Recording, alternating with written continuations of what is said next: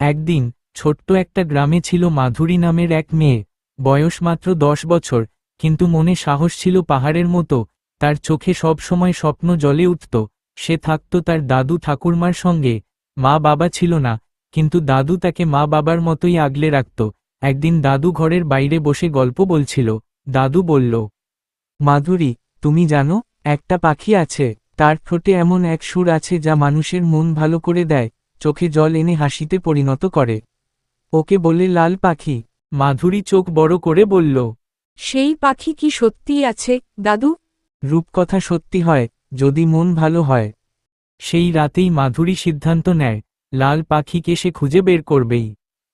পরদিন ভোরে মাধুরী তার ছোট্ট ব্যাগে রুটি, গুড় আর পানি নিয়ে রওনা দিল। কেউ জানল না সে কোথায় যাচ্ছে। জঙ্গলে ঢুকতেই শুরু হলো তার রোমাঞ্চকর যাত্রা। পথে দেখা পেল এক খরগোশ, লাফু। লাফু ছিল খুব দুষ্টু, কিন্তু একা। মাধুরী তার সঙ্গে বন্ধুত্ব করল। লাফু বলল, তুমি কোথায় যাচ্ছ, ছোট্ট মেয়ে? আমি খুঁজছি লাল পাখিকে। লাফু বলল, ওই তো গভীর জঙ্গলের শেষে এক পাহাড়, ওখানেই শেষবার দেখা গেছে। তারা রওনা দিল। পথে আরও যোগ দিল এক বড়শালা ভালুক, ভোলু।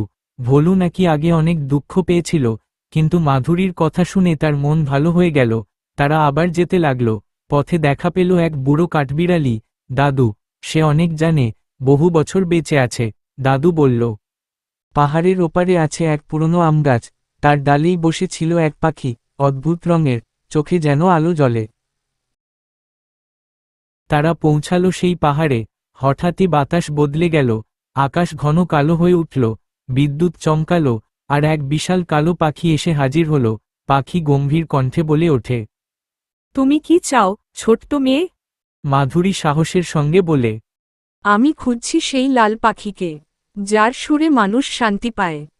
পাখি বলল, তাহলে শুনো, 3টি প্রশ্নের উত্তর দিতে হবে। যদি উত্তর দাও ঠিকঠাক, তবে তোমার মনোবাঞ্ছা পূরণ হবে। তোমার প্রথম প্রশ্ন, কি এমন জিনিস যাকে যত ভাগ করা যায় ততই বাড়ে? মাধুরী কিছুক্ষণ চুপ করে বলল, ভালোবাসা। তুমি কাউকে ভালোবাসলে সেই ভালোবাসা কমে না, বরং ফেরত আসে। তোমার দ্বিতীয় প্রশ্ন, একটি জিনিস আছে, দেখা যায় না কিন্তু সবাই তা অনুভব করে, কি সেটা? ভয়। ভালোবাসাও তাই, কিন্তু ভয় সবার মনে লুকিয়ে থাকে। তৃতীয় প্রশ্ন, কে পৃথিবীর সবচেয়ে বড় জাদুকর? মাধুরী চোখ বন্ধ করে মনে করল তার মাকে। আমার মা। মাই সব বুঝে ফেলে, কাঁদলে আদর করে, হাসালে আরও হাসায়, তার চেয়ে বড় জাদু আর কার আছে?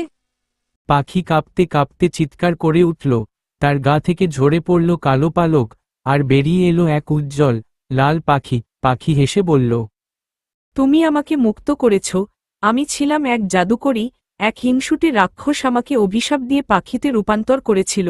তুমি সেই পবিত্র হৃদয়ের মানুষ, যে সেই অভিশাপ ভাঙতে পারলে।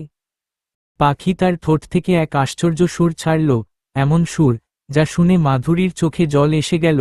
আবার সে হাসতেও লাগল। পাখি বলল, তোমার গলায় এখন আমার সুর আছে, তুমি গাইবে আর মানুষ খুশি হয়ে উঠবে, এটা তোমার উপহার। মাধুরী ফিরে এলো গ্রামে। সবাই অবাক। ঠাকুরমা বলল, এতদিন কোথায় ছিলি? মাধুরী বাড়ি গিয়ে সব বলল।